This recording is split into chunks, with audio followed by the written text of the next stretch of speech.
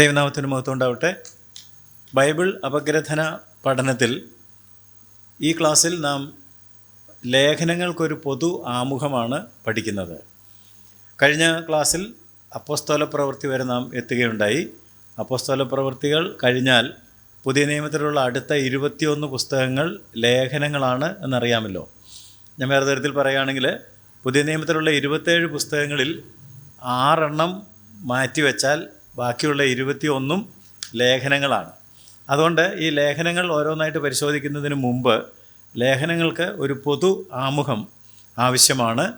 ഈ ക്ലാസ്സിൽ അതാണ് നാം ചെയ്യുന്നത്. അപ്പോസ്തലന്മാർ ഭൂമിയുടെ അറ്റത്തോളം യേശുവിൻ്റെ സാക്ഷികൾ ആകുന്നതിന് ആവശ്യപ്പെട്ടതനുസരിച്ച് അവർ സുവിശേഷം അന്ന് അറിയപ്പെട്ട ലോകത്തിലെല്ലാം പ്രചരിപ്പിച്ചു. അങ്ങനെ പ്രചരിപ്പിക്കുവാനായിട്ട് കർത്താവ് കൊടുത്ത നിയോഗം ഓർക്കുന്നുണ്ടാകുമല്ലോ. മത്തായി 28-ാം അധ്യായത്തിൻ്റെ 18 മുതൽ 20 വരെയുള്ള വാക്യത്തിൽ സകല ജാതികളെയും ശിഷ്യരാക്കുവാനും മർക്കോസ് 16-15 സകല സൃഷ്ടിയോടും സുവിശേഷം പ്രസംഗിക്കാനും ആവശ്യപ്പെട്ടു. ഒരു നിയോഗം കൊടുത്തല്ലോ. ആ നിയോഗം അവർ പൂർത്തീകരിച്ചുകൊണ്ട് സകല ജാതികളോടും സകല സൃഷ്ടിയോടും സുവിശേഷം പ്രസംഗിച്ചപ്പോൾ ക്രൈസ്തവ സഭകൾ ലോകത്തിൻ്റെ വിവിധ രാജ്യങ്ങളിൽ വിവിധ ഭാഗങ്ങളിൽ സ്ഥാപിതമായി. സഭ എന്ന് പറഞ്ഞാൽ ലോകത്തിൽ നിന്ന് വിളിച്ച് വേർതിരിക്കപ്പെട്ടവർ, കോൾഡ് ഔട്ട് വൺസ് എന്നാണ്. അപ്പോസ്തല പ്രവൃത്തി 15-14 വായിച്ചാൽ ആ നിർവചനം നമുക്ക് ലഭിക്കും. അപ്പോസ്തല പ്രവൃത്തി 15-ാം അധ്യായത്തിൻ്റെ 14-ാം വാക്യത്തിൽ കോൾഡ് ഔട്ട് വൺസ്, ജാതികളിൽ നിന്ന് ഒരു കൂട്ടത്തെ ദൈവം വിളിച്ചു വേർതിരിക്കുന്നത് നമുക്ക് കാണാം. ദൈവം തൻ്റെ നാമത്തിനായി ജാതികളിൽ നിന്ന് ഒരു ജനത്തെ എടുത്തു. ജാതികളിൽ നിന്ന് ഒരു ജനത്തെ എടുത്തു. ഇതേ കാര്യം എഫേസ്യ ലേഖനം 3-ാം അധ്യായത്തിൻ്റെ 6 മുതൽ 11 വരെയുള്ള വാക്യങ്ങളിലുണ്ട്. നമുക്ക് 9, 10, 11 വാക്യങ്ങൾ മാത്രം ഒന്ന് വായിച്ച് കേൾക്കാം. എഫേസ്യ ലേഖനം 3-ാം അധ്യായത്തിൻ്റെ 9 മുതൽ 11 വരെയുള്ള വാക്യങ്ങൾ. സകലവും സൃഷ്ടിച്ച ദൈവത്തിൽ അനാദികാലം മുതൽ മറഞ്ഞുകിടന്ന മർമ്മത്തിന്റെ വ്യവസ്ഥ ഇന്നതെന്ന്. അപ്പം അനാദികാലം മുതൽ ദൈവത്തിൽ മറഞ്ഞുകിടന്ന മർമ്മമാണ് ഈ സഭയെന്ന് പറയുന്നത്. അത് താഴോട്ട് വായിക്കുമ്പോൾ മനസ്സിലാവും. വായിച്ചാട്ട്. എല്ലാവർക്കും പ്രകാശിപ്പിക്കാനുമായി ഈ കൃപ നൽകിയിരിക്കുന്നു.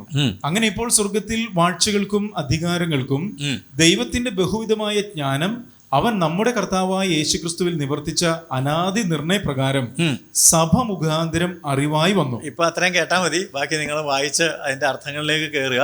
ദൈവത്തിന്റെ ഹൃദയത്തിൽ അനാദികാലം മുതൽ മറഞ്ഞു കിടന്ന മർമ്മമാണ് എന്ത്? സഭ എന്ന് പറയുന്നത്. അത് കർത്താവ് വന്നപ്പോൾ പറഞ്ഞല്ലോ, ഞാൻ എൻ്റെ സഭയെ പണിയും, പാതാള ഗോപുരങ്ങൾ അതിനെ ജയിക്കുകയില്ല. പക്ഷെ സഭ പണിയുന്നതിനായിട്ട് അപ്പോസ്തലന്മാരെയാണ് ഉപയോഗിച്ചത്. കർത്താവ് പരിശുദ്ധാത്മാവിനെ അയച്ച് അവരുടെ കൂടെ നിന്ന് പ്രവർത്തിക്കുകയാണ് ചെയ്തത്. അപ്പം അങ്ങനെ യേശുവിൻ്റെ ശിഷ്യന്മാരായി തീർന്നവർ, വിശ്വാസികൾ, സഹോദരന്മാർ, വിശുദ്ധന്മാർ, ക്രിസ്ത്യാനികൾ, ഇതൊക്കെയായിരുന്നു അവരുടെ പേരെന്ന് ഓർമ്മയുണ്ടല്ലോ അപ്പോസ്തല പ്രവൃത്തി പഠിച്ചപ്പോൾ.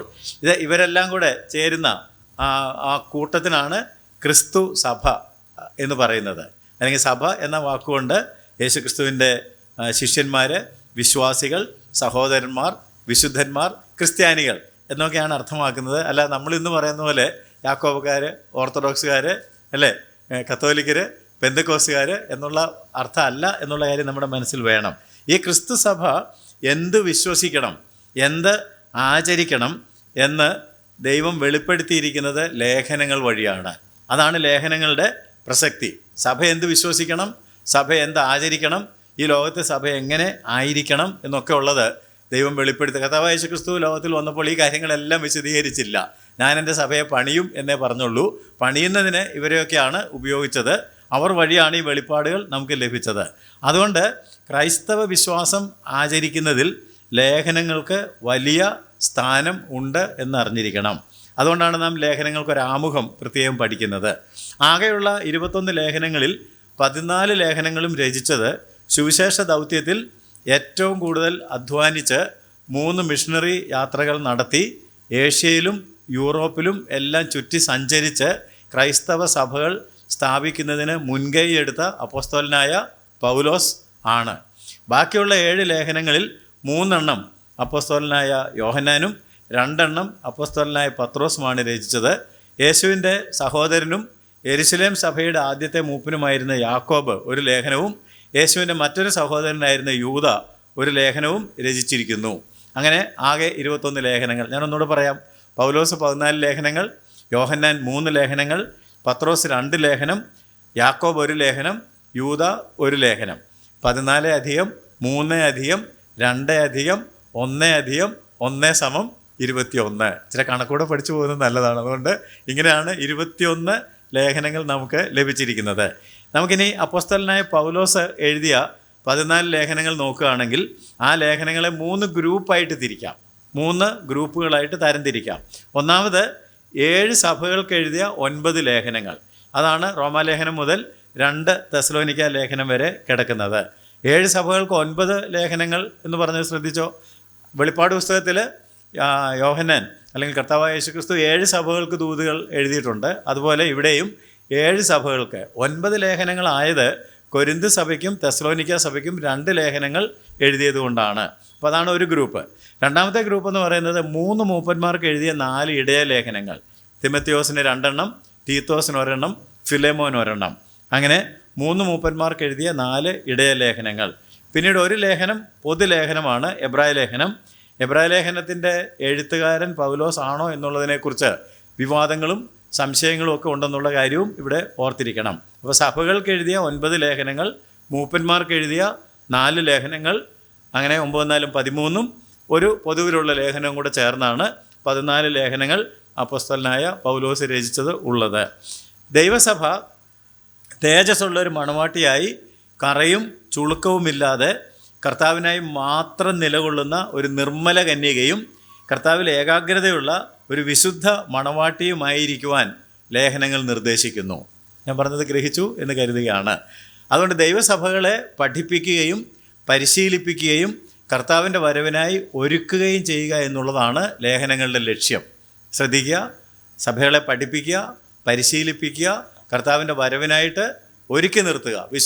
വിശുദ്ധമായിട്ടുള്ള നിർമ്മലമായിട്ടുള്ള ഒരു കന്യകയെ, ഒരു മണവാട്ടിയെ ഒരുക്കി നിർത്തുക എന്ന ലക്ഷ്യത്തോടു കൂടിയാണ് ഈ ലേഖനങ്ങളെല്ലാം രചിച്ചിരിക്കുന്നത്. ഇനി നമുക്ക് നോക്കാനുള്ള ഒരു പ്രധാനപ്പെട്ട കാര്യം, ലേഖനങ്ങൾ എഴുതിയ ക്രമവും വേദപുസ്തകത്തിൽ ലേഖനങ്ങൾ ചേർത്തിരിക്കുന്ന ക്രമവും രണ്ടും ഒന്നല്ല. ചരിത്രപരമായിട്ട് ലേഖനങ്ങൾ എപ്പോഴൊക്കെ ഉണ്ടായി എന്ന് അറിയണം. അതുപോലെ തന്നെ എന്തുകൊണ്ടാണ് ഈ തരത്തിൽ ഈ റോമാലേഖനം അല്ല ആദ്യം എഴുതിയ ലേഖനം, അതുകൊണ്ടാണ് റോമാലേഖനം മുതൽ യൂദായുടെ ലേഖനം വരെ ഈ ക്രമത്തിൽ ബൈബിളിൽ അടുക്കുവാനിടയായത്. ഈ 2 കാര്യങ്ങൾ കൂടി നമുക്ക് പരിശോധിക്കാം. എഴുതിയ ക്രമം നോക്കുകയാണെങ്കിൽ അപ്പോസ്തലനായ പൗലോസ് തൻ്റെ 1ാം മിഷണറി യാത്രയിൽ ഗലാത്യ സഭകൾ സ്ഥാപിക്കുവാനിടയായി. എന്നാൽ വീണ്ടും 2ാമത്തെ യാത്രയിൽ ഗലാത്യ സന്ദർശിച്ചപ്പോൾ അവിടെ ചില ദുരുപദേശങ്ങൾ പടർന്നിരിക്കുന്നതായി കണ്ടു. അപ്പം അത് തിരുത്താൻ വേണ്ടി ആദ്യം എഴുതിയതാണ് ഗലാത്യ ലേഖനം. ഗലാത്യ സഭകളിൽ പടർന്നു പിടിച്ച ദുരുപദേശം തിരുത്തുന്നതിനായിട്ട് ആദ്യം എഴുതിയതാണ് ഗലാത്യ ലേഖനം. 2ാം മിഷണറി യാത്രയിൽ തെസ്സലോനിക്കയിൽ സഭ സ്ഥാപിക്കുവാനായിട്ട് ഇടയായി. എന്നാൽ തെസ്സലോനിക്കയിൽ പീഡനങ്ങൾ നേരിട്ടത് മൂലം വളരെ കാലം അവിടെ താമസിക്കുവാൻ കഴിഞ്ഞില്ല. പെട്ടെന്ന് അവിടുന്ന് പോകേണ്ടതായിട്ട് വന്നു. തെസ്സലോനിക്ക വിട്ടു പോകേണ്ടതായിട്ട് വന്നതുകൊണ്ട് അവരെ വിശ്വാസത്തിൽ ഉറപ്പിക്കുവാനും അവർക്ക് കൂടുതൽ ആത്മീയ നിർദ്ദേശങ്ങൾ നൽകുവാനുമായിട്ടാണ് തെസ്സലോനിക്ക ലേഖനങ്ങൾ എഴുതിയത്. അപ്പോൾ ആദ്യം ഗലാത്യ ലേഖനം, പിന്നീട് തെസ്സലോനിക്ക ലേഖനങ്ങൾ. പക്ഷെ നമ്മുടെ അടുക്ക് നോക്കുകയാണെങ്കിൽ ഇങ്ങനെ അല്ല അടുക്ക് വന്നിരിക്കുന്നത്. തെസ്സലോനിക്ക ലേഖനങ്ങൾ സഭയ്ക്ക് എഴുതിയ അവസാനത്തെ ലേഖനങ്ങളായിട്ടാണ് ഇരിക്കുന്നത്. അതിൻ്റെ കാരണം പുറകെ നമുക്ക് നോക്കാം. യാത്രകൾക്കിടയിൽ കൊരിന്ത് സഭയിൽ വിഭാഗീയത ഉണ്ടാവുകയും അവർക്ക് പല കാര്യങ്ങളെക്കുറിച്ച് ചോദ്യങ്ങളും സംശയങ്ങളും ഒക്കെ ഉണ്ട് എന്ന് അറിയുകയും ചെയ്തപ്പോൾ കൊരിന്തുകാരെ ഉറപ്പിക്കുവാനും അവരെ പഠിപ്പിക്കുവാനുമായിട്ടാണ് കൊരിന്ത്യ ലേഖനങ്ങൾ രചിച്ചത്. വീണ്ടും പൗലോസ് റോം സന്ദർശിക്കുവാനായിട്ട് തീരുമാനിച്ചപ്പോൾ അവിടെ ക്രൈസ്തവ സഭയുണ്ടായിട്ട് 10-25 കൊല്ലമായിരുന്നു. അവരെ പൗലോസിൻ്റെ സന്ദർശനത്തിന് വേണ്ടി ഒരുക്കുന്നതിനായിട്ടാണ് പിന്നീട് റോമാലേഖനം എഴുതിയത്. സുവിശേഷം നിമിത്തം പൗലോസ് കാരാഗ്രഹത്തിൽ അടയ്ക്കപ്പെട്ടപ്പോൾ ഒനേസിമോസിനെ കണ്ടുമുട്ടി അദ്ദേഹത്തെ വിശ്വാസത്തിലേക്ക് നയിച്ചു എന്നുള്ള കാര്യം അറിയാമല്ലോ. അപ്പോൾ ആ ഒനേസിമോസിനെ മടക്കി തൻ്റെ യജമാനായ ഫിലെമോൻ്റെ അടുത്തേക്ക് അയക്കുമ്പോൾ ഒരു ലേഖനവും കൂടി കൊടുത്താണ് വിട്ടത്. അതാണ് ഫിലെമോൻ എഴുതിയ ലേഖനം. കൂടാതെ കാരാഗ്രഹത്തിലായിരുന്നപ്പോൾ രചിച്ച എഫേസ് ലേഖനം, ഫിലിപ്പിയ ലേഖനം, കൊലോസ്യ ലേഖനം, ഈ ലേഖനങ്ങൾ ഒരുമിച്ച് കാരാഗ്രഹ ലേഖനങ്ങളെന്നാണ് അറിയപ്പെടുന്നത് എന്ന് ഓർക്കുക. ഫിലിപ്പിയക്കാർ കാരാഗ്രഹത്തിലായിരുന്ന പൗലോസിന് ഔദാര്യ ദാനമായി ഒരു സാമ്പത്തിക സഹായം അയച്ചു. അത് നന്ദിപൂർവ്വം സ്വീകരിച്ചതിന് ശേഷം അവർക്ക് ഒരു താങ്ക് യു ലെറ്റർ പോലെ നന്ദി പറഞ്ഞുകൊണ്ട് എഴുതിയ ഒരു കത്ത് പോലെയാണ് ഫിലിപ്പി ലേഖനം ഇരിക്കുന്നത്. അതുപോലെ തന്നെ കാരാഗ്രഹത്തിൽ ജയിലിൽ താൻ ജീവിച്ച സമയത്ത് തന്നെ സന്ദർശിക്കാനായിട്ട് കൊലോസിയയിൽ നിന്ന് ചില മൂപ്പന്മാർ വന്നു. കൊലോസിയയിൽ പൗലോസ് ഒരിക്കലും പോയിട്ടുണ്ടായിരുന്നില്ല. എന്നാൽ മൂപ്പന്മാർ പൗലോസിനെക്കുറിച്ച് കേട്ടിട്ട് അവിടെ എത്തി അദ്ദേഹത്തെ സന്ദർശിച്ചപ്പോൾ അവർ വശം കൊടുത്തയച്ചതാണ് കൊലോസ്യ ലേഖനം. ഇങ്ങനെയാണ് ലേഖനങ്ങൾ ഉണ്ടാകുന്നത്. എബ്രായ വിശ്വാസികൾക്ക് വിശ്വാസത്തിൻ്റെ സ്ഥിരത കുറഞ്ഞപ്പോൾ അവർ ഏറ്റവും ശ്രേഷ്ഠമായ വിശ്വാസത്തിൽ ഏറ്റവും ശ്രേഷ്ഠനായ യേശുവിൻ്റെ അടുക്കലാണ് എത്തിയിരിക്കുന്നതെന്ന് അവരെ ബോധ്യപ്പെടുത്തി ഉറപ്പിക്കുന്നതിനായിട്ടും അവർക്ക് ചില മുന്നറിയിപ്പുകളും പ്രോത്സാഹനങ്ങളും നൽകുന്നതിനുമായിട്ടാണ് എബ്രായ ലേഖനം രചിച്ചത്. അങ്ങനെ 11 ലേഖനങ്ങളായി ഇപ്പോൾ ഞാൻ പറഞ്ഞു വന്ന ക്രമത്തിൽ തിമോഥെയോസും തീത്തോസും ശുശ്രൂഷകന്മാരായി തീർന്നപ്പോൾ അവരുടെ ദൗത്യത്തിൽ അവരെ ഉറപ്പിക്കുന്നതിനായിട്ട് സഭാ പരിപാലനത്തിൽ ശ്രദ്ധിക്കേണ്ട കാര്യങ്ങൾ എന്തൊക്കെയാണെന്ന് അവരെ ഓർമ്മപ്പെടുത്തുവാനും സഭാവിശ്വാസികൾ അറിഞ്ഞിരിക്കുവാനുമായിട്ടാണ് 1 തിമോഥെയോസ്, തീത്തോസ് ഈ 2 ലേഖനങ്ങൾ പൗലോസ് എഴുതിയത്. എന്നാൽ അതിനുശേഷം വീണ്ടും അദ്ദേഹം തടവിലായി. ആ തടവിൽ കിടക്കുമ്പോൾ തൻ്റെ നിര്യാണകാലം അടുത്തുവെന്നും തടവിൽ നിന്ന് ഇനി പുറത്തു വരുവാനായിട്ട് പോകുന്നില്ല എന്നും അറിഞ്ഞപ്പോൾ താൻ അവസാനമായിട്ട് രചിച്ചത് 2 തീമോഥെയോസിന് എഴുതിയ ലേഖനമാണ്. അപ്പോൾ ഇങ്ങനെയാണ് പൗലോസ് അപ്പോസ്തലൻ ലേഖനങ്ങൾ എഴുതിയ ക്രമം. മനസ്സിലായല്ലോ? ഈ ക്രമത്തിൽ ചരിത്രത്തിൻ്റെ ഒഴുക്കിൽ ഓരോ കാലഘട്ടത്തിൽ ആവശ്യം വന്നതനുസരിച്ചാണ് ലേഖനങ്ങൾ എഴുതിയത്. ഇത് കൂടാതെ 7 ലേഖനങ്ങൾ പൊതുലേഖനങ്ങളാണ്. പൗലോസ് എഴുതിയതല്ല, അല്ലാത്ത ലേഖനങ്ങൾ. അത് പലപ്പോഴായി പല സ്ഥലങ്ങളിലുമുള്ള വിശ്വാസികളെ ഉറപ്പിക്കുന്നതിനും പഠിപ്പിക്കുന്നതിനും തെറ്റുതിരുത്തുന്നതിനും ദുരുപദേശങ്ങൾ മാറ്റിക്കൊടുക്കുന്നതിനും ഒക്കെ ആയിട്ട് യോഹന്നാൻ അപ്പോസ്തലൻ എഴുതിയ 3 ലേഖനങ്ങൾ, യാക്കോബ് എഴുതിയ 1 ലേഖനം, പത്രോസ് എഴുതിയ 2 ലേഖനം, യൂദ എഴുതിയ 1 ലേഖനം. ഇങ്ങനെയാണ് എഴുതിയ ക്രമം. എന്നാൽ ഈ ക്രമമൊന്നും നമ്മളാരും ഓർക്കാറില്ല. നമ്മൾ വേദപുസ്തകം വായിക്കുമ്പോൾ അപ്പോസ്തല പ്രവൃത്തി കഴിഞ്ഞാൽ ഉടനെ റോമാലേഖനം, കൊരിന്ത്യ ലേഖനം, ആ ക്രമത്തിലാണല്ലോ നമ്മൾ പോകുന്നത്. അത് ദൈവത്തിൻ്റെ പരിശുദ്ധാത്മാവിൻ്റെ ഒരു പ്രവർത്തനമാണ്. അപ്പോൾ എങ്ങനെയാണ് ഈ ലേഖനങ്ങൾ ഇങ്ങനെ അടുക്കുവാനിടയായത്? എങ്ങനെയാണെന്ന് ചരിത്രം പഠിക്കാനല്ല, എന്തായിരിക്കും അതിൻ്റെ പിന്നിൽ ദൈവത്തിൻ്റെ പരിശുദ്ധാത്മാവ് ഇങ്ങനെ പ്രവർത്തിച്ച് ഇങ്ങനെ ഒരു ക്രമം കൊണ്ടുവരുവാൻ ഇടയായത്? സഭാപിതാക്കന്മാരെ ഈ വർക്ക് ചെയ്തപ്പോൾ, വേദപുസ്തകം ക്രോഡീകരിച്ചപ്പോൾ റോമാലേഖനം മുതൽ യൂദായുടെ ലേഖനം വരെ ഒരു ക്രമത്തിൽ ഈ പുസ്തകങ്ങൾ അടുക്കി വയ്ക്കുന്നതിനായിട്ട് പരിശുദ്ധാത്മാവ് പ്രത്യേകമായിട്ട് പ്രവർത്തിച്ചിട്ടുണ്ടെന്ന് നാം അറിയണം. അതുകൊണ്ട് ആ ക്രമത്തിൽ നമ്മൾ പരിശോധിക്കുകയാണെന്നുണ്ടെങ്കിൽ ഒന്നാമതിരിക്കുന്ന റോമാലേഖനം നോക്കുക. അപ്പോസ്തല പ്രവൃത്തി കഴിഞ്ഞാൽ ഒന്നാമതിരിക്കുന്നത് റോമാലേഖനമാണ്. ആ റോമാലേഖനത്തെ പൗലോസിൻ്റെ സുവിശേഷം എന്നാണ് വിളിക്കുന്നത്. അതുകൊണ്ട് റോമാലേഖനത്തിൽ സുവിശേഷം എന്താണെന്നും സുവിശേഷം ആർക്കു വേണ്ടിയാണെന്നും വ്യക്തമാക്കുന്നു. കൂടാതെ സുവിശേഷം ഒരു മനുഷ്യനെ ഗ്രസിച്ചാൽ അല്ലെങ്കിൽ പിടിച്ചാൽ അവന് വരേണ്ടുന്ന രൂപാന്തരം എന്താണ് സുവിശേഷം? ആ സുവിശേഷം ഒരാൾ മനസ്സിലാക്കിയാൽ അവൻ എങ്ങനെ പുതുജീവിതം നയിക്കും, എങ്ങനെ രൂപാന്തരപ്പെട്ടവനാകും എന്നാണ് റോമാലേഖനം പറയുന്നത്. അപ്പോൾ തീർച്ചയായിട്ടും നമുക്കറിയാം ആ ലേഖനം തന്നെയാണോ ഒന്നാമത് വരേണ്ടത്. കാരണം സുവിശേഷം മനസ്സിലാക്കാൻ ആഗ്രഹിക്കുന്ന ആളുകൾ തീർച്ചയായിട്ടും ഏത് ലേഖനം പഠിക്കണം? റോമാലേഖനം പഠിക്കണം. റോമാലേഖനം പഠിക്കുന്ന ആളുകൾക്കാണ് ഒരു രൂപാന്തരപ്പെട്ട ക്രിസ്ത്യ ജീവിതം നയിക്കുവാൻ കഴിയുന്നത്. രണ്ടാമതിരിക്കുന്നത് 1 കൊരിന്ത്യ ലേഖനമാണ്. അത് സഭാ കേന്ദ്രീകൃതമാണ്. ഒരാൾ രക്ഷിക്കപ്പെട്ടാൽ അല്ലെങ്കിൽ പൊതുജീവിതത്തിലേക്ക് വന്നാൽ നാം അപ്പോസ്തല പ്രവൃത്തിയിൽ പഠിച്ച കാര്യം ഓർക്കുക. രക്ഷിക്കപ്പെടുന്നവരെ കർത്താവ് ദിനംപ്രതി സഭയോട് ചേർത്തുകൊണ്ടിരുന്നു. അപ്പോൾ അങ്ങനെയാണെങ്കിൽ രക്ഷിക്കപ്പെട്ട ഒരാൾ സഭയിൽ വരുമ്പോൾ സഭ എങ്ങനെ ആയിരിക്കണം? ദൈവം ക്രിസ്തുവിൻ്റെ ശരീരമാകുന്ന സഭയോട് നമ്മളെ ചേർത്ത് കഴിയുമ്പോൾ എന്താണ് സഭ? ആ സഭയിൽ എങ്ങനെയാണ് പെരുമാറേണ്ടത്? സഭ എന്താണെന്ന് ചോദിക്കുമ്പോഴൊക്കെ ഓർത്തിരിക്കണം, ക്രിസ്തുവിൻ്റെ ശരീരമാകുന്ന സഭ. ആ സഭയിൽ വിഭാഗീയത പാടില്ല. സഭയുടെ ആത്മീയ ജീവിതം സുസംഘടിതമായിരിക്കണം, പരിശുദ്ധാത്മാവിൻ്റെ നിയന്ത്രണത്തിൽ ആയിരിക്കണം. അത് കൊരിന്തുകാർക്ക് കൃത്യമായിട്ട് അറിയാൻ പാടില്ല, നമുക്കും പലർക്കും അറിയാൻ പാടില്ല. അതുകൊണ്ട് സഭാജീവിതം എങ്ങനെ ഒരേ ധാരയിൽ മുന്നോട്ട് കൊണ്ടുപോകണം എന്നുള്ളതാണ് ആ ആശയം കേന്ദ്രീകരിച്ചുകൊണ്ടാണ് 1 കൊരിന്ത്യ ലേഖനം. മൂന്നാമതിരിക്കുന്ന 2 കൊരിന്ത്യ ലേഖനം സഭാ ശുശ്രൂഷകൻ അറിഞ്ഞിരിക്കേണ്ടുന്ന കാര്യങ്ങളാണ് വ്യക്തമാക്കുന്നത്. സഭ എങ്ങനെ ആയിരിക്കണം? സഭാ ശുശ്രൂഷകൻ. സഭാ ശുശ്രൂഷ എന്ന് പറയുന്നത് വളരെ എളുപ്പമുള്ളതും ആകർഷണവും ഉള്ളതുമാണെന്ന് പലരും ചിന്തിക്കുന്നുവെങ്കിൽ ഈ ലേഖനം നമ്മളോട് പറയുന്നത് ശുശ്രൂഷ വെല്ലുവിളികൾ നിറഞ്ഞതാണ്. വിമർശനങ്ങളെ നേരിടേണ്ടതായിട്ട് വരും, പ്രതിസന്ധികളെ അഭിമുഖീകരിക്കേണ്ടതായിട്ട് വരും, സാമ്പത്തികവും സാമൂഹികവുമായിട്ടുള്ള പ്രതിബദ്ധതകളുള്ളതാണ് ഈ സഭാ ശുശ്രൂഷ എന്ന് പറയുന്നത്.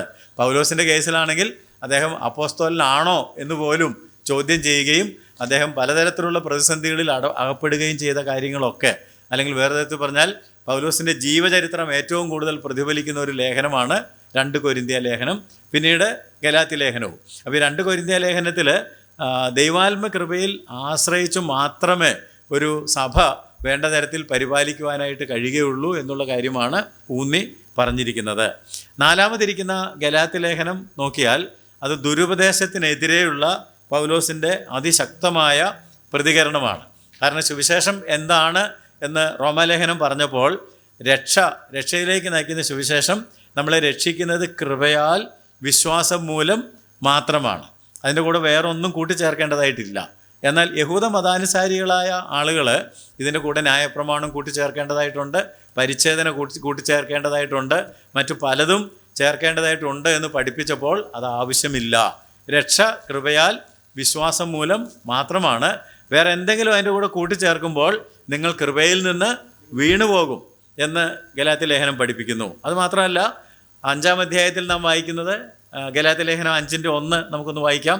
സ്വാതന്ത്ര്യത്തിനായിട്ട് ക്രിസ്തു നമ്മെ സ്വതന്ത്രരാക്കി, ആകയാൽ അതിൽ ഉറച്ചു നിൽപ്പീൻ, അടിമനുഖത്തിൽ പിന്നെയും കുടുങ്ങിപ്പോകരുത്. 5:1 സ്വാതന്ത്ര്യത്തിനായിട്ട് ക്രിസ്തു നമ്മെ സ്വതന്ത്രരാക്കി, ആകയാൽ അതിൽ ഉറച്ചു നിൽക്കുവിൻ, അടിമനുഖത്തിൽ പിന്നെയും കുടുങ്ങി പോകരുത്. അപ്പൊ അടിമനുഖത്തിൽ പിന്നെയും കുടുക്കി നമ്മുടെ സ്വാതന്ത്ര്യം ഹനിച്ചു കളയാനായിട്ട് വരുന്ന തന്ത്രപരമായിട്ടുള്ള പൈശാചിക നീക്കങ്ങൾ ദുരുപദേശത്തിന്റെ രൂപത്തിലുണ്ട് എന്നുള്ളതിനെക്കുറിച്ച് മുന്നറിയിപ്പ് നൽകുന്നതിനായിട്ടാണ് ഗലാത്യ ലേഖനം. അത് കഴിഞ്ഞ് നമ്മൾ മുമ്പോട്ട് സഞ്ചരിക്കുമ്പോൾ കാരാഗ്രഹ ലേഖനങ്ങളാണ് കാണുന്നത്. എഫേസ് ലേഖനം, ഫിലിപ്പിയ ലേഖനം, കൊലോസ് ലേഖനം. ഈ ലേഖനങ്ങൾ സഭയുടെ സുന്ദര ചിത്രമാണ് വീണ്ടും നമ്മളുടെ മുമ്പിൽ അവതരിപ്പിക്കുന്നത്. എഫേസ് ലേഖനം സഭയുടെ യഥാർത്ഥ ചിത്രം വരച്ച് കാണിക്കുന്നു. സഭ ഒരു ശരീരമാണ്, സഭ ഒരു കെട്ടിടം അല്ലെങ്കിൽ ഒരു ആലയമാണ്, സഭ ഒരു മണവാട്ടിയാണ്. സഭ കെട്ടുപണി ചെയ്യേണ്ടത് ഏത് തരത്തിലാണ്? അത് മഹത്വവും അത്ഭുതകരവും എന്നാൽ സുസംഘടിതവും ആയിരിക്കണം. സഭയുടെ ഐക്യതയും ഒരുമയും, ഒരു ശരീരമാണെങ്കിൽ ഒരുപോലെ പ്രവർത്തിക്കണം, ഒരു കെട്ടിടമാണെങ്കിൽ എല്ലാം സമഞ്ജസമായി സമ്മേളിക്കണം, ഒരു മണവാട്ടിയാണെങ്കിൽ ഏറ്റവും മനോഹാരിത ഉള്ളവളായിരിക്കണം. ഈ തരത്തിൽ സഭ എങ്ങനെ തേജസ്സുള്ള ഒരു സഭയായിട്ട് മാറണം എന്നുള്ളതാണ് എഫേസ് ലേഖനം നമ്മോട് പറയുന്നത്. എന്നാൽ പലപ്പോഴും സഭയ്ക്ക് പറ്റുന്ന ഒരു അബദ്ധം എന്താണെന്ന് ചോദിച്ചാൽ, എല്ലാ കാലഘട്ടത്തിലും ഇതുവരെയുള്ള ചരിത്രം പരിശോധിക്കുകയാണെങ്കിൽ ഏക മനസ്സ്, ഐക്യത നഷ്ടപ്പെട്ടു പോകുന്നു. അതുകൊണ്ട് ഫിലിപ്പിയ ലേഖനത്തിൽ പഠിപ്പിക്കുന്നത് ഏക മനസ്സ്, ഏക സ്നേഹം, ഏകഭാവം, ഐകമത്യം, ഈ കാര്യങ്ങളൊക്കെ നമുക്കുണ്ടാകണം. അതുണ്ടാകണമെങ്കിൽ ക്രിസ്തുവേശുവിൻ്റെ ഭാവം, ക്രിസ്തുവിൻ്റെ മനസ്സ് നമുക്കും ഉണ്ടായെങ്കിൽ മാത്രമേ ക്രിസ്തുവിൻ്റെ മനസ്സുള്ളവരാകുവീൻ. ഫിലിപ്പിയ ലേഖനം 2-ാം അധ്യായത്തിൻ്റെ 5-ാം വാക്യം വായിച്ചാൽ നിങ്ങൾക്കത് കാണാനായിട്ട് സാധിക്കും. ക്രിസ്തുവിൻ്റെ ഭാവം, ക്രിസ്തുവിൻ്റെ മനസ്സ് ഉള്ളവരാകുക വഴി മാത്രമേ നമുക്ക് ഈ ഐക്യത നിലനിർത്തുവാനായിട്ട് കഴിയുകയുള്ളൂ. ക്രിസ്തുവേശുവിലുള്ള ഭാവം തന്നെ നിങ്ങളിലും ഉണ്ടായിരിക്കട്ടെ. Let the mind of Christ be in you. ക്രിസ്തുവിൻ്റെ മനസ്സ്, അതായത് ഭാവം നിങ്ങളിലും ഉണ്ടായിരിക്കണം. അങ്ങനെ ഉണ്ടായെങ്കിൽ മാത്രമേ നമുക്ക് ഐക്യതയിൽ നിലനിൽക്കുവാനായിട്ട് കഴിയുകയുള്ളൂ. നിങ്ങൾ ആ ലേഖനം വായിച്ചു പോവുകയാണെങ്കിൽ ചില ആളുകളുടെ പേരുകളൊക്കെ പറഞ്ഞിട്ട് തന്നെ പറയുന്നുണ്ട്. സുബോധിയോടും സുന്ദുകയോടും, അല്ലേ, യുവതിയോടും സുന്ദുകയോടും ക്രിസ്തുവിൽ ഏക മനസ്സോടിരിപ്പാൻ കൽപ്പിക്കുക. അപ്പോൾ ഏക മനസ്സ് എന്ന് പറയുന്നത് വളരെ പ്രധാനപ്പെട്ട കാര്യമാണ്. ഏക മനസ്സിലേക്ക് പോകുമ്പോൾ നമുക്ക് വരുന്ന ഒരു അബദ്ധമെന്ന് പറയുന്നത് ഇതെല്ലാം കൂടെ ഒരുമിച്ച് കൊണ്ടുപോകാനാണല്ലോ ബുദ്ധിമുട്ട്. സഭയാം ശരീരത്തിൻ്റെ തല ക്രിസ്തുവാണെന്ന് പലപ്പോഴും മറന്നുപോകും. അതുകൊണ്ട് കൊലോസ് ലേഖനം നമ്മെ ഓർമ്മപ്പെടുത്തുന്നത് തലയെ മുറുകെ പിടിക്കണം. മനസ്സ്, ശരീരം, തല ഇതെല്ലാം ഒരുപോലെ ചേർന്നിരിക്കണം. തല ക്രിസ്തുവാണ് എന്നുള്ള കാര്യം മറന്നു പോകരുത്. തലയെ മുറുകെ പിടിക്കണം. തലയെ മുറുകെ പിടിക്കാത്തവൻ ആരും നിങ്ങളുടെ വിരുത് തെറ്റിക്കരുത്. എല്ലാറ്റിൻ്റെയും ആധാരം ക്രിസ്തുവാണ്. ക്രിസ്തുവാണ് എല്ലാറ്റിലും എല്ലാം നിറയ്ക്കുന്നത്. സഭ ക്രിസ്തുവിൻ്റെ ശരീരമാണ്. ക്രിസ്തു സഭയുടെ തലയാണ്. ഈ തിരിച്ചറിവ് നമുക്ക് ഉണ്ടായിരിക്കണം. അങ്ങനെ ജീവിതത്തിൽ മുമ്പോട്ട് പോകുമ്പോൾ ഈ തിരിച്ചറിവൊക്കെ നിലനിൽക്കുകയാണെന്നുണ്ടെങ്കിൽ നമ്മൾ 8-ാമത്തെയും 9-ാമത്തെയും ലേഖനങ്ങൾ തെസ്സലോനിക്ക ലേഖനമാണല്ലോ. ഈ 2 ലേഖനങ്ങളിലെ മുഖ്യ വിഷയം കർത്താവായ യേശു ക്രിസ്തുവിൻ്റെ 2-ാം വരവാണ്. 2-ാം വരവിൽ എടുക്കപ്പെടണമെന്നുണ്ടെങ്കിൽ റോമർ മുതൽ കൊലോസ്യർ വരെ പറഞ്ഞ കാര്യങ്ങളെല്ലാം കൃത്യമായി പാലിക്കുന്നവർ ആയിരിക്കണം. ആ ക്രമമൊന്ന് മനസ്സിലോർത്ത് റോമാലേഖനത്തിൽ സുവിശേഷം എന്താണെന്ന് പറഞ്ഞു, സഭ എന്താണെന്ന് പറഞ്ഞു, സഭയിൽ എങ്ങനെ പ്രവർത്തിക്കണമെന്ന് പറഞ്ഞു, സഭയുടെ ശുശ്രൂഷകൻ എങ്ങനെ ആയിരിക്കണമെന്ന് പറഞ്ഞു, ദുരുപദേശങ്ങൾ വരാൻ പാടില്ല എന്നുള്ള കാര്യം പറഞ്ഞു, സഭ വീണ്ടും എങ്ങനെയാണ് ഏറ്റവും മനോഹരിയായ ഒരു മണവാട്ടിയായി മാറേണ്ടത്, ഐക്യതയിൽ തികഞ്ഞതായിരിക്കേണ്ടത്, തലയെ മുറുകെ പിടിക്കേണ്ടത് എന്നൊക്കെ പറഞ്ഞിട്ടാണ് രണ്ടാം വരവിലേക്ക് കൊണ്ടുവരുന്നത്. അപ്പോൾ വാസ്തവത്തിൽ ഈ സുവിശേഷം നമ്മളെ കർത്താവിൻ്റെ വരവിനായിട്ട് എങ്ങനെ ഒരുക്കുന്നു എന്നുള്ള ലക്ഷ്യമാണ് ഈ അടുക്കിൽ വന്നിരിക്കുന്നത്. റോമാലേഖനം മുതൽ തെസ്സലോനിക്ക ലേഖനം വരെ ആത്മാർത്ഥമായിട്ട് സഞ്ചരിക്കുന്ന ഒരാൾക്ക് കർത്താവിൻ്റെ വരവിനായി ഒരുങ്ങി കാത്തിരിക്കുവാനും, കർത്താവ് വരും, കാഹളം ധ്വനിക്കും, മരിച്ചവർ അക്ഷയരായി ഉയർക്കും, ഇങ്ങനെ നാം എപ്പോഴും കർത്താവിനോട് കൂടി ആയിരിക്കും, ജീവിച്ചിരിക്കുന്നവർ രൂപാന്തരപ്പെടും. ആ തെസ്സലോനിക്ക ലേഖനത്തിൽ ആ കാര്യങ്ങളൊക്കെ പറഞ്ഞിട്ടുണ്ടല്ലോ. അപ്പോൾ അതാണ് ആ ക്രമം എന്നുള്ള കാര്യം ഓർക്കുക. അത് പാലിക്കാനായിട്ടുള്ള പരിശുദ്ധാത്മാവിൻ്റെ ഒരു പ്രത്യേക ട്രെയിനിങ് ആണ് ഈ അടുക്കിൽ നമുക്ക് കാണാൻ കഴിയുന്നത്. പിന്നെയും നമ്മൾ മുമ്പോട്ട് പോകുമ്പോൾ 1 തിമോത്തിയോസ്, 2 തിമോത്തിയോസ്, തീത്തോസ്, ഇത് ഇടയ ലേഖനങ്ങളാണ്. ആ ഇടയ ലേഖനങ്ങൾ കർത്താവിൻ്റെ വരവിൽ എടുക്കപ്പെടുന്ന ഒരു സഭയെ എങ്ങനെ പരിപാലിച്ച് ഒരുക്കി എടുക്കണമെന്ന് ഈ ലേഖനങ്ങൾ വഴി മൂപ്പന്മാരെയും സഭാംഗങ്ങളെയും പഠിപ്പിക്കുകയാണ്. മൂപ്പന്മാരെ മാത്രം പഠിപ്പിക്കാനാണെങ്കിൽ ഇത് ബൈബിളിൽ വരേണ്ട കാര്യമില്ലായിരുന്നു. മൂപ്പന്മാർക്ക് എഴുതിയ ലേഖനങ്ങൾ ആരും വായിക്കണം? എല്ലാവരും വായിക്കണം, സഭാംഗങ്ങളും വായിക്കണം. അപ്പോൾ 2 കൂട്ടരും ഈ കാര്യങ്ങൾ മനസ്സിലാക്കുമ്പോഴാണ് കർത്താവിൻ്റെ വരവിൽ എടുക്കപ്പെടുന്ന തരത്തിൽ തേജസ് പ്രാപിച്ച ഒരു സഭയായിട്ട് ഇരിക്കുവാൻ കഴിയുകയുള്ളൂ. 1 തിമോത്തി 3-ാം അധ്യായത്തിൻ്റെ 15-ാം വാക്യം നമുക്ക് വായിക്കാം. 1 തിമോത്തി 3-ാം അധ്യായത്തിൻ്റെ 15-ാം വാക്യം: ജീവനുള്ള ദൈവത്തിൻ്റെ സഭയാകുന്ന ദൈവാലയത്തിൽ നടക്കേണ്ടത് എങ്ങനെയെന്ന് നീ അറിയേണ്ടതിന് ഇതെഴുതുന്നു. 3:15. ജീവനുള്ള ദൈവത്തിന്റെ സഭയാകുന്ന ദേവാലയത്തിൽ നടക്കേണ്ടത് എങ്ങനെയെന്ന് നീ അറിയേണ്ടതിന് ഇത് എഴുതുന്നു. അപ്പൊ ഇത് എഴുതിയിരിക്കുന്ന മൂപ്പന്മാർക്കുള്ള ലേഖനങ്ങൾ എഴുതിയിരിക്കുന്നത് സഭയിൽ കാര്യങ്ങൾ എങ്ങനെ നടക്കണമെന്നും ആളുകൾ എങ്ങനെ നടക്കണമെന്നും. മനസ്സിലായോ? സഭയിൽ എങ്ങനെയാണ് കാര്യങ്ങൾ നടക്കേണ്ടത്, എങ്ങനെയാണ് ആളുകൾ നടക്കേണ്ടത് എന്ന് പൗലോസ് പഠിപ്പിക്കുകയാണ്. നമുക്കത് വളരെ ശ്രദ്ധയോടെ കേൾക്കേണ്ടതും അനുസരിക്കേണ്ടതുമാണ്. പിന്നീടാണ് ഫിലമോൻ എഴുതിയ ലേഖനം വരുന്നത്.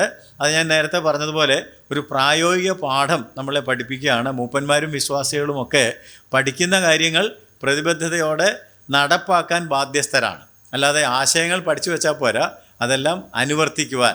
ഒരു കടക്കാരൻ നമ്മുടെ അടുക്കൽ വന്നാൽ അവൻ്റെ കടം വീട്ടിൽ കൊടുക്കാനായിട്ട്, ആവശ്യത്തിലിരിക്കുന്ന ഒരാൾ നമ്മളുടെ അടുക്കൽ വന്നാൽ ആവശ്യം സന്ധിക്കുന്നതിനായിട്ട് നാം സന്നദ്ധരായിരിക്കണം, പ്രായോഗികമായിരിക്കണം എന്ന് ഫിലമോൻ്റെ ലേഖനം വഴി ഓർമ്മയുണ്ടാവുമല്ലോ. അത് എൻ്റെ പേരിൽ കണക്കിട്ടുകൊള്ളുക എന്ന് പറഞ്ഞത് ഓർക്കുന്നുണ്ടാവുമല്ലോ. അങ്ങനെ കർത്താവ് നമ്മുടെ കടങ്ങളൊക്കെ ഏറ്റെടുത്തതുപോലെ മറ്റുള്ളവരുടെ പ്രശ്നങ്ങൾ ഏറ്റെടുക്കുവാൻ നമ്മളും തയ്യാറാകണം. അതാണ് ക്രിസ്തീയത എന്ന് ആ ചെറിയ ലേഖനം വഴി നമ്മെ പഠിപ്പിക്കുന്നു. അതിൻ്റെ പുറകെയാണ് എബ്രായ ലേഖനം വരുന്നത്. എബ്രായ ലേഖനം കർത്താവായ യേശു ക്രിസ്തുവിൻ്റെ മഹത്വം വെളിപ്പെടുത്തുന്ന ലേഖനമാണ്. ഇവൻ എത്ര മഹാൻ എന്ന് നോക്കുവീൻ. അവൻ പ്രവാചകന്മാരെക്കാൾ വലിയവനാണ്, ദൂതന്മാരെക്കാൾ വലിയവനാണ്, മോശയേക്കാൾ വലിയവനാണ്, യോശുവയേക്കാൾ വലിയവനാണ്, അഹ്റോനേക്കാൾ വലിയവനാണ്. അപ്പോൾ ഈ ഇത്ര ഉന്നതനായിരിക്കുന്ന ശ്രേഷ്ഠനായിരിക്കുന്ന കർത്താവായ യേശു ക്രിസ്തു അനുവർത്തിച്ച ശുശ്രൂഷയും അതുപോലെ തന്നെ ശ്രേഷ്ഠകരമായിട്ടുള്ളൊരു ശുശ്രൂഷയാണ്. അതുകൊണ്ട് ഒരിക്കലും മനസ്സുമെടുക്കാതെ ഈ വിശ്വാസത്തിൻ്റെ നായകനും പൂർത്തി വരുത്തുന്നവനുമായ യേശുവിൻ്റെ മുഖത്തേക്ക് നോക്കിക്കൊണ്ട് നമ്മുടെ ഓട്ടം സ്ഥിരതയോടെ ഓടണമെന്നും നമ്മുടെ ഉള്ളിൽ ക്ഷീണിച്ച് മടുക്കാതിരിക്കുവാൻ പാപികളാൽ തനിക്ക് നേരിട്ട വിരോധം സഹിച്ചവനെ ധ്യാനിച്ചു കൊള്ളണമെന്നും ഈ ലേഖനം ഓർമ്മപ്പെടുത്തുന്നു. ഒന്ന് വായിക്കാം. 12-ാം അധ്യായം, എബ്രായ ലേഖനം 12-ാം അധ്യായത്തിൻ്റെ 1-2 വാക്യങ്ങളിൽ എന്താണ് നമ്മുടെ ദൗത്യം എന്ന് പറയുന്നുണ്ട്. താഴോട്ട് വായിച്ചാൽ നമ്മുടെ കൈയും കാലും ഒക്കെ ഉളുക്കുകയോ കൊഴിഞ്ഞു പോവുകയോ ചെയ്യുകയാണെങ്കിൽ അതൊക്കെ നേരെയാക്കി ഓട്ട സ്ഥിരതയോടെ ഓടണം എന്ന് നമുക്ക് മനസ്സിലാക്കാൻ സാധിക്കും. വായിച്ചാട്ടെ. ആകയാൽ നാമും സാക്ഷികളുടെ ഇത്ര വലിയൊരു സമൂഹം നമുക്ക് ചുറ്റും നിൽക്കുന്നത് കൊണ്ട് സകല ഭാരവും മുറുകെ പറ്റുന്ന പാപവും വിട്ട് നമുക്ക് മുമ്പിൽ വെച്ചിരിക്കുന്ന ഓട്ടം സ്ഥിരതയോടെ ഓടുക. വിശ്വാസത്തിന്റെ നായകനും പൂർത്തി വരുത്തുന്നവനുമായ യേശുവിനെ നോക്കുക. തൻ്റെ മുമ്പിൽ വെച്ചിരുന്ന സന്തോഷമോർത്ത് അവൻ അപമാനം അലക്ഷ്യമാക്കി ക്രൂശിനെ സഹിക്കുകയും ദൈവസിംഹാസനത്തിന്റെ വലതുഭാഗത്ത് ഇരിക്കുകയും ചെയ്തു. നിങ്ങളുടെ ഉള്ളിൽ ക്ഷീണിച്ചു മടുക്കാതിരിക്കുവാൻ പാപികളാൽ തനിക്ക് നേരിട്ട ഇങ്ങനെയുള്ള വിരോധം സഹിച്ചവനെ ധ്യാനിച്ചു കൊള്ളുവിൻ. അപ്പോൾ ഈ പുസ്തകങ്ങളൊക്കെ വായിക്കുമ്പോൾ നമുക്ക് മനസ്സിലാക്കാൻ കഴിയുന്ന ഒരു കാര്യം, നമ്മുടെ ഉള്ളിൽ ക്ഷീണിച്ച് മടുപ്പുണ്ടാകും.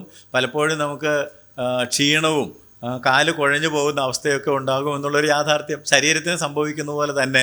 അപ്പോഴാണ് നമ്മൾ എബ്രായ ലേഖനം കഴിഞ്ഞ് യാക്കോബിൻ്റെ ലേഖനത്തിലേക്ക് വരുന്നത്. അപ്പോൾ യാക്കോബ് നമ്മളോട് പറയുന്നത് അതൊക്കെ ശരിയായിരിക്കാം, പക്ഷേ നിങ്ങൾ ആത്മീയ പക്വതയിലേക്ക് മുന്നേറണം. ആത്മീയ പക്വതയുടെ പ്രാധാന്യമാണ് യാക്കോബ് എടുത്തു പറയുന്നത്. 1-ാം അധ്യായത്തിൻ്റെ 4-ാം വാക്യം വായിക്കുകയാണെങ്കിൽ, നിങ്ങൾ ഒന്നിലും കുറവില്ലാതെ തികഞ്ഞവരും സമ്പൂർണരും ആകേണ്ടതിന് എന്ന് നാം വായിക്കുന്നു. എന്നാൽ നിങ്ങൾ ഒന്നിലും കുറവില്ലാതെ തികഞ്ഞവരും സമ്പൂർണരുമാകേണ്ടതിന്. അപ്പൊ എന്തെങ്കിലുമൊക്കെ ഒഴികഴിവുകൾ പറഞ്ഞിട്ട് എനിക്ക് സമ്പൂർണനാകാൻ പറ്റുന്നില്ല, എനിക്ക് കുറവുകൾ, ആർക്കാ കുറവില്ലാത്തത് എന്നൊക്കെ നമ്മൾ ചോദിക്കുകയല്ലേ. ആർക്കാ കുറവില്ലാത്തത്, പിന്നെ അങ്ങനെ കുറവില്ലാത്ത ആരെങ്കിലും ഉണ്ടോ? അങ്ങനെ കഴിവ് പറഞ്ഞ് ഇതിൽ നിന്നെല്ലാം മാറിപ്പോകാനല്ല യാക്കോബ് പറയുന്നത്. നിങ്ങളുടെ വിശ്വാസം പ്രവൃത്തിയാൽ വെളിപ്പെട്ട് വരണം. നിങ്ങൾ തികഞ്ഞവരാകണം, നിങ്ങൾ സമ്പൂർണരാകണം. അതിന് പല കാര്യങ്ങൾ കർത്താവ് നമുക്ക് പഠിപ്പിച്ചു തരുന്നുണ്ട്. ഈ ലേഖനങ്ങൾ വഴിയൊക്കെ അതാ ചെയ്യുന്നത്. അതുകൊണ്ട് നിങ്ങളുടെ സ്വർഗീയ പിതാവ് സൽഗുണപൂർണ്ണനായിരിക്കുന്നത് പോലെ നിങ്ങളും സൽഗുണപൂർണ്ണരാകണം എന്ന് യാക്കോബ് നമുക്ക് പഠിപ്പിച്ചു തരുന്നു. അതിൽ പലപ്പോഴും നമ്മൾ മടുത്തു പോകുന്നത് കഷ്ടതകളുള്ളത് കൊണ്ടാണല്ലോ. അപ്പോഴാണ് നമ്മൾ പത്രോസിൻ്റെ ലേഖനത്തിൽ എത്തുന്നത്. പത്രോസിൻ്റെ 1-2 ലേഖനങ്ങൾ നമ്മളോട് പറയുന്നത് ക്രിസ്തീയ ജീവിതം, ആ ജീവിതത്തിൻ്റെ ഒരു അവിഭാജ്യ ഘടകമാണ് എന്ത്? കഷ്ടത. ക്രിസ്തുയേശു ജഡത്തിൽ കഷ്ടം അനുഭവിച്ചതുകൊണ്ട് നിങ്ങളും ആ ഭാവം തന്നെ 4-ാം അധ്യായത്തിൻ്റെ 1 പത്രോസ് 4-ാം അധ്യായത്തിൻ്റെ 1-ാം വാക്യത്തിൽ നാം അത് കാണുന്നുണ്ട്. ക്രിസ്തു ജഡത്തിൽ കഷ്ടം അനുഭവിച്ചതുകൊണ്ട് നിങ്ങളും ആ ഭാവം തന്നെ ആയുധമായി ധരിക്കുക. ക്രിസ്തുവിന്റെ കഷ്ടങ്ങൾക്ക് പങ്കുള്ളവരാകും തോറും സന്തോഷിച്ചു കൊള്ളണം. കഷ്ടത ഒഴിവാക്കണമെന്നല്ല, കഷ്ടത ക്രിസ്തീയ ജീവിതത്തിന്റെ ഭാഗമാണ്. എന്നാൽ ഈ കഷ്ടതയുടെ നടുവിൽ നമുക്ക് ജീവനുള്ളൊരു പ്രത്യാശ വേണം, എ ലിവിങ് ഹോപ്പ്. അതാണ് പത്രോസിന്റെ ഇതിവൃത്തം. കഷ്ടത ഉണ്ടാകും, പക്ഷേ കഷ്ടത നമ്മളെ തികഞ്ഞവരാക്കാൻ വേണ്ടിയാണ്, നമുക്ക് തേജസ് നൽകാൻ വേണ്ടിയാണ്. അത് പൗലോസും പറഞ്ഞിട്ടുണ്ട്. റോമലേഖനം 5-ാം അധ്യായം വായിക്കുകയാണെങ്കിൽ അവിടെ ഉണ്ടല്ലോ, കഷ്ടത സഹിഷ്ണുതയെയും പ്രത്യാശ ദൈവ തേജസ്സിനെയും ഉണ്ട്. കഷ്ടത വഴിയാണ് നമ്മൾ എവിടെ എത്തുന്നത്? ദൈവ തേജസ്സിൽ. അപ്പൊ അതിന്റെ നടുവിൽ നമുക്ക് ജീവനുള്ളൊരു പ്രത്യാശ വേണം. ആ ജീവനുള്ള പ്രത്യാശ ഉണ്ടെങ്കിൽ മാത്രമേ ഈ തേജസ് പ്രാപിക്കുവാൻ കഴിയുകയുള്ളൂ എന്ന് പത്രോസ് പഠിപ്പിക്കുന്നു. അതിൻ്റെ തൊട്ട് പിന്നാലെയാണ് യോഹന്നാൻ്റെ 3 ലേഖനങ്ങൾ വരുന്നത്. യോഹന്നാൻ അപ്പോസ്തലൻ ആ ലേഖനങ്ങൾ വഴി പഠിപ്പിക്കുന്നത് യഥാർത്ഥ ജീവനായ ക്രിസ്തുവിനെ നാം മുറുകെ പിടിക്കണം, അനുകരണങ്ങൾ ഒഴിഞ്ഞിരിക്കണം. കാരണം യോഹന്നാൻ എഴുതിയ പുസ്തകങ്ങളാണ് ഒരു പക്ഷേ പുതിയ നിയമത്തിലെ ബൈബിളിലെ തന്നെ അവസാനത്തെ പുസ്തകങ്ങൾ. അദ്ദേഹത്തിൻ്റെ കാലഘട്ടമായപ്പോഴേക്കും അനുകരണങ്ങൾ വളരെ വ്യാപകമായിരുന്നു. എല്ലാ ആത്മാവും ദൈവത്തിൽ നിന്നുള്ള ആത്മാവ് അല്ലാതായി മാറി. അപ്പോഴാണ് പറഞ്ഞത് ആത്മാക്കൾ ദൈവത്തിൽ നിന്നുള്ളവയോ എന്ന് ശോധന ചെയ്യണം. അതുപോലെ തന്നെ അനുകരണ ജീവിതത്തിലേക്ക് നിങ്ങൾ ഒരിക്കലും പോകാനായിട്ട് പാടില്ല. അദ്ദേഹം പറഞ്ഞു, ദൈവം സ്നേഹമാണ്, ദൈവം വെളിച്ചമാണ്, ദൈവം ജീവനാണ്. അതുകൊണ്ട് നാം സ്നേഹത്തിൽ നടക്കണം, വെളിച്ചത്തിൽ നടക്കണം, ജീവനിൽ നടക്കണം. ദൈവത്തെ ആരും ഒരു നാളും കണ്ടിട്ടില്ല. എന്നാൽ നാം അന്യോന്യം സ്നേഹിക്കുന്നതിനാൽ ദൈവത്തെ ഈ നമ്മുടെ ജീവിതം വഴി, സ്നേഹം വഴി വെളിപ്പെടുത്തി കൊടുക്കുവാനായിട്ട് കഴിയും.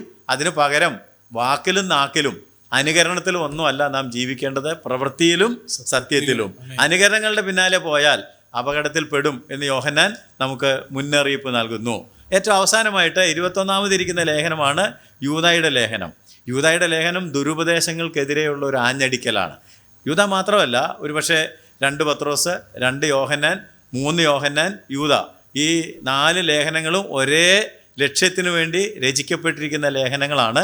ഉണർന്നിരിക്കുക, ബി അലേർട്ട്, തെറ്റുകളെ തിരിച്ചറിയുക, ക്രിസ്തുവിൽ യഥാസ്ഥാനപ്പെട്ട് ക്രിസ്തുവിനായി ഉറച്ച തീരുമാനങ്ങളും നിലപാടുകളും എടുക്കുക. എങ്കിൽ മാത്രമേ ക്രിസ്തുവിൻ്റെ വരവിൽ എടുക്കപ്പെടുകയുള്ളൂ. ഈ ഒരു ക്രമമാണ് പരിശുദ്ധാത്മാവ് ഈ പുസ്തകത്തിൽ അടുക്കി വെക്കുന്നതിനായിട്ട് ഉപയോഗിച്ചിരിക്കുന്നത്. അപ്പോൾ ലേഖനങ്ങൾ വേദപുസ്തകത്തിൽ അടുക്കിയിരിക്കുന്ന ക്രമം നോക്കുകയാണെന്നുണ്ടെങ്കിൽ നാം രക്ഷിക്കപ്പെട്ട് നാം സഭയുടെ ഭാഗമായി വിശുദ്ധനായ കർത്താവിനായി ജീവിക്കുവാനും അവൻ്റെ വരവിനായി നോക്കി പാർക്കുവാനും അവൻ്റെ വരവിൽ എടുക്കപ്പെടുവാനും തേജസ് പ്രാപിക്കുവാനും ഒക്കെ നമ്മളെ ഒരുക്കുന്നതിന് വേണ്ടിയുള്ള വലിയ ദൈവത്തിൻ്റെ പദ്ധതിയാണ് ഈ ലേഖനങ്ങൾ വഴി വെളിപ്പെട്ട് വരുന്നത്. ഈ ദൈവിക പദ്ധതിക്കായിട്ട് നമുക്ക് ദൈവത്തിന് വളരെയധികം സ്തോത്രം ചെയ്യണം, ദൈവത്തിന് നന്ദി പറയണം. കണ്ടോ, ഇങ്ങനെ അടുക്കി കൃത്യമായിട്ട് ഇതെല്ലാം പറഞ്ഞു തന്നിരിക്കുകയാണ്. അതിൻ്റെ പ്രയോജനം നമ്മൾ എടുക്കുന്നവരും ആയിരിക്കണം. അപ്പോൾ ഓർത്തിരിക്കേണ്ട ഒരു പ്രധാനപ്പെട്ട കാര്യം കൂടി ഞാൻ പറയട്ടെ. സഭ ഒരു സംഘടനയല്ല, ഒരു ശരീരമാണ്. ഇംഗ്ലീഷിൽ പറഞ്ഞാൽ church is not an organisation but it is an organism. പക്ഷേ ഇത് പലപ്പോഴും ഒരു സംഘടനയായി അധപ്പതിച്ചു പോകുന്നു എന്നുള്ളതാണ് കുഴപ്പം. എന്നാൽ സംഘടനയായിട്ട് അധപ്പതിക്കുമ്പോൾ അതിന് ജീവനില്ലാതാകുന്നു. എന്നാൽ ഒരു ഓർഗനിസം, ഒരു ശരീരമായിട്ട് അത് പ്രവർത്തിക്കണമെന്നുണ്ടെങ്കിൽ അതിന് ജീവൻ വേണം, ചൈതന്യം വേണം, തേജസ് വേണം, രൂപാന്തരം വേണം, വളർച്ച വേണം. അപ്പോൾ ഇതെല്ലാം നമുക്കുണ്ടാകാനായിട്ടുള്ള നിർദ്ദേശങ്ങളാണ് ദൈവവചനമായ ഈ ലേഖനങ്ങൾ വഴി നമുക്ക് പരിശുദ്ധാത്മാവ് നൽകുന്നത്. ക്രിസ്തുവിൻ്റെ ശരീരം, ക്രിസ്തുവിൻ്റെ ജീവനുള്ള ശരീരം, സ്വർഗീയ വീട് ലഭിച്ച, വാഗ്ദത്തങ്ങളുള്ള, ഭാഗ്യകരമായ പ്രത്യാശയുള്ള ഒരു ദൈവസഭ, അങ്ങനെ ഒരു സഭയെ വാർത്തെടുക്കുന്ന ദൈവത്തിൻ്റെ പദ്ധതിയുടെ ഭാഗമാണ് ഈ ലേഖനങ്ങൾ. അപ്പോൾ സഭയുടെ പ്രകൃതം എന്താണ്, ലക്ഷ്യം എന്താണ്, പ്രവർത്തന ശൈലി എന്താണ്, അതിൻ്റെ പ്രാദേശിക പ്രവർത്തനം എങ്ങനെയാണ്. കാരണം ഈ സഭ എന്നിപ്പോൾ പറഞ്ഞപ്പോൾ ഞാൻ തുടക്കത്തിൽ പറഞ്ഞായിരുന്നു, അതായത് ഇത് കാത്തോലിക്ക സഭയോ യാക്കോബ സഭയോ ഓർത്തഡോക്സ് സഭയോ ഒന്നും അല്ലെന്ന് പറഞ്ഞായിരുന്നു. അപ്പോൾ അങ്ങനെ ആകുമ്പോൾ നമ്മൾ ചിന്തിക്കേണ്ട ഒരു കാര്യം കൂടെ പറഞ്ഞ് നമുക്ക് അവസാനിപ്പിക്കാം. ചർച്ച് ഈസ് യൂണിവേഴ്സൽ, സാർവലൗകികമാണ് സഭയെന്ന് പറയുന്നത്. പക്ഷെ അതിന് എന്തുണ്ട്, ലോക്കൽ എക്സ്പ്രഷനുണ്ട്. മനസ്സിലായോ? സാർവലൗകികമായ സഭയ്ക്ക് പ്രാദേശികമായിട്ടുള്ള ഭാവങ്ങൾ, പ്രകടമുണ്ട്. ഞാൻ സാർവലൗകിക സഭയുടെ ഭാഗമായിരിക്കുമ്പോൾ തന്നെ പ്രാദേശിക സഭയിലും അംഗമായിരിക്കണം. അപ്പോൾ ഇത് രണ്ടും കൂടെ ചേർത്ത് എങ്ങനെയാണ് നാം പ്രവർത്തിക്കേണ്ടത്? വേണമെങ്കിൽ തിങ്ക് യൂണിവേഴ്സലി, ആക്ട് ലോക്കലി എന്ന് പറയാം, അല്ലേ? നമ്മുടെ ചിന്തകളൊക്കെ സാർവലൗകിക സഭയോടുള്ള ബന്ധത്തിലായിരിക്കണം, പക്ഷെ പ്രവർത്തനം എപ്പോഴും പ്രാദേശിക സഭയോടുള്ള ബന്ധത്തിലായിരിക്കണം. ഈ പ്രാദേശിക സഭയോട് ബന്ധപ്പെടുമ്പോഴാണ് എപ്പോഴും നേരത്തെ പറഞ്ഞ പോലെ വിഭാഗീയതയും അനാത്മീയതയൊക്കെ ഉണ്ടാകുന്നത്. അതൊക്കെ തിരുത്തി ഒരു പ്രാദേശിക സഭയിൽ എങ്ങനെ നന്നായി പെരുമാറണം, ജീവിക്കണം, ആത്മീയത കാത്തു സൂക്ഷിക്കണം, അതേസമയം തന്നെ എങ്ങനെ സാർവലൗകിക സഭയിലും അംഗമായിരിക്കണം എന്നുള്ളതെല്ലാം കൃത്യമായിട്ട് ഈ ലേഖനങ്ങൾ നമ്മളെ പഠിപ്പിക്കുന്നുണ്ട്. ദൈവത്തിൻ്റെ ഈ വൻ പദ്ധതി ഓർത്ത് നമുക്ക് ദൈവത്തിന് സ്തോത്രം ചെയ്യുകയും അതിൻ്റെ മുഴുവൻ ഗുണം, അതിൻ്റെ മുഴുവൻ പ്രയോജനം എടുക്കുന്നവരായിട്ട് മാറിയിട്ട് തേജസ്സിന്മേൽ തേജസ് പ്രാപിച്ച് അതേ പ്രതിമയായിട്ട് രൂപാന്തരപ്പെടുന്ന ഒരു സഭയായിരിക്കുവാൻ ഈ ലേഖനങ്ങളുടെ പഠനം നമ്മളെ സഹായിക്കട്ടെ എന്ന് ഞാൻ പ്രാർത്ഥിക്കുന്നു. ഈ മുഖവുരയോടെ നമുക്ക് അടുത്ത ക്ലാസ് മുതൽ ഓരോരോ ലേഖനങ്ങൾ പരിശോധിക്കുവാനായിട്ട് കർത്താവിൽ ശരണപ്പെടാം. ഈ വചനങ്ങളാൽ ദൈവം നമ്മളെ അനുഗ്രഹിക്കട്ടെ. ദൈവത്തിന് സ്തോത്രം.